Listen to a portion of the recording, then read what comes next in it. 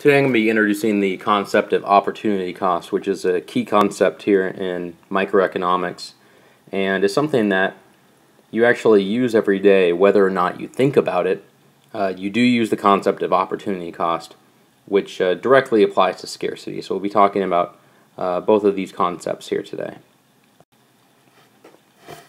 When we go and we look at what are known as the four factors of production, there are four main factors, so they're the four factors of production.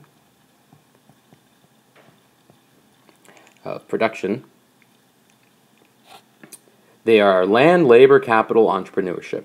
So I'm going to explain what each of these four factors is. The first is labor. This is the work that goes into producing some good or service. It depends what type of economy you have. Some economies are goods-based and some are services-based. Ours used to be goods-based here in America, but we've moved over the past 50, 60 years to more of a service-based economy. This includes the first point, which is labor, which is all the effort that people put into their jobs. So that's our first point. The second one is land. This includes the physical land itself as well as the natural resources that are on the land. You do not have to have natural resources to be wealthy. If you think of a country like Britain or Japan, which are not super rich in natural resources today, they're also very, very wealthy countries.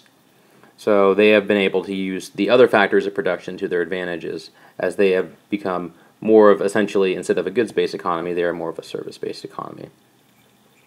Capital is basically an investment for business that is something that helps produce some future service. So an example of a business investing in capital would be a car like a Ford, let's say Ford Motors, going and buying a robot that helps make cars. So that robot will help in the future to build more cars. So this capital is a form of capital, essentially. Don't get confused with capital in terms of money. That's a different meaning. It does have the same word, but that's not what we mean in this part. And the last part is kind of the most important. So there's capital, is entrepreneurship. And entrepreneurship is taking these three things and then tying them all together. And a good society is based off of entrepreneurship. How are you going to go and tie together these three things to make productive use? A good economy hopefully will have entrepreneurs who are willing to take some time and risk in order to put them hopefully to good use. And if they put them to use that isn't good, we learn from that as well. Some people say you can't put a price on a human life, or you can't put a price on love, and this is kind of just an interesting tidbit to think about here. This is actually a USA Today poll where they asked people how much would you be basically willing to pay to go to heaven, and the price that was computed, I guess was an average, was $670,000.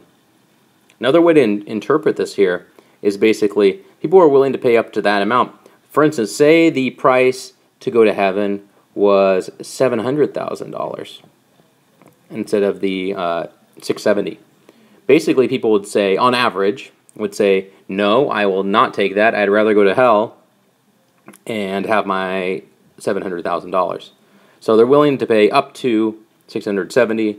Anything in excess of that, they would say, nope, sorry, not a good deal. And the same applies. Kind of fun examples down here in true love, maybe be really smart, have a big brain, something like that. Cartoon here.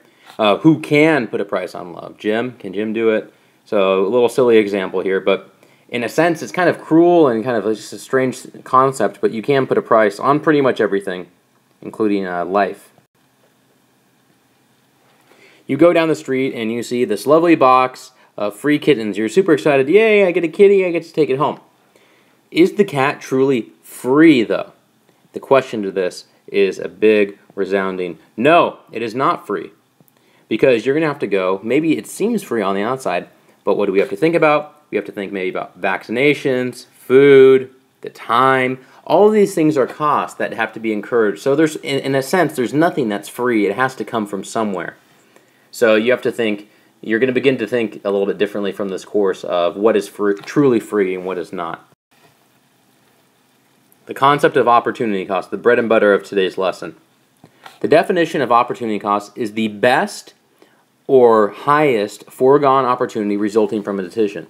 So when you go and you make a decision you are choosing not to do other actions as well. The concept of opportunity cost is as a result of the highest opportunity. You do not add up all the other opportunities, you just take the highest one. So I'll use an example here. Let's say you go and right now you make $50,000 a year working as a carpenter. So you go and you work as a carpenter. Let's say your other job that you could do is for $45,000 a year, you could work as a plumber. And the question here is, what is your opportunity cost? What is your opportunity cost? What does it equal? It does not equal $5,000. A lot of people think it will be the difference between the two. It does not equal that. Let's look at our definition here. What is the definition of opportunity cost? It is the highest or best foregone opportunity resulting from a decision. There's our definition there.